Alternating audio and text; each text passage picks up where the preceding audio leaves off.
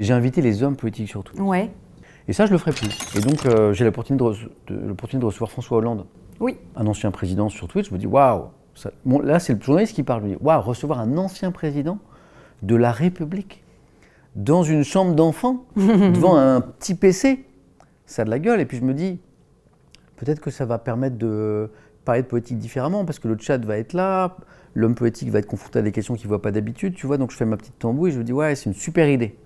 Et là, j'ai des petites lumières warning qui s'allument, tu vois, de copains streamers qui me disent, t'es sûr que c'est une bonne idée d'amener les politiques sur Twitch, et qui me mettent en garde et qui me disent, Sam, c'est une mauvaise idée. Et moi, je leur dis, mais vous n'avez rien compris, c'est une super idée.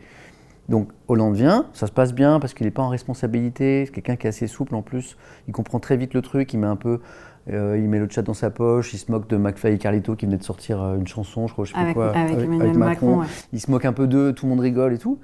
Et donc ça se passe bien. Suite à cette première, je reçois des messages de quasiment tous les ministres du gouvernement de l'époque, Castex. Tous les ministres qui me disent « Waouh, c'est super ce que vous faites !» Et je fais « Waouh, c'est intéressant, mais on ne va pas recevoir tous les ministres parce que c'est un peu bizarre. » Et donc moi, j'envoie un message à l'équipe de Castex, Premier ministre de l'époque, en me disant « Je ne vais pas les recevoir tous, je vais recevoir le premier. » Et genre 2 jours après, le Premier ministre dans la même pièce qu'Hollande. Et là, la catastrophe.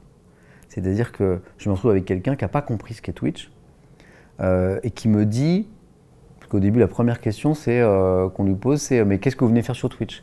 Et là, Castex répond « Je viens sur Twitch pour dire aux gens qui nous regardent, comprenez aux jeunes, les messages qu'ils n'ont peut-être pas entendus dans mes conférences de presse. » Là, je fais « Oh !»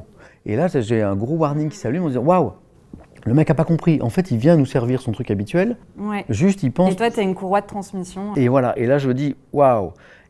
Et après, toute l'interview se déroule comme ça, avec plein de questions. On est en pleine crise sanitaire du chat. Et le gars est en mode esquive totale, en langue de bois, comme jamais j'en ai vu. Et je vois la colère du chat qui enfle, tu vois, en mode le gars ne nous respecte pas, quoi. Il vient sur Twitch, donc il vient pour répondre à nos questions, et il répond pas, quoi. Et le lendemain, je prends un gros shitstorm en mode « Merci Samuel Etienne d'avoir amené ça sur Twitch », quoi. Et je me rends compte que j'étais beaucoup trop optimiste, que j'ai cru que l'outil pouvait changer le discours politique et qu'en fait, j'avais pas anticipé que la politique pouvait les gars instrumentaliser n'allaient pas forcément jouer le jeu, quoi. Ouais. Donc moi, j'ai fait mon boulot de journaliste à l'époque, c'est-à-dire que quand je voyais qu'une question n'était pas répondue, je la relançais. Mais tu peux rien faire si le gars a décidé de pas répondre.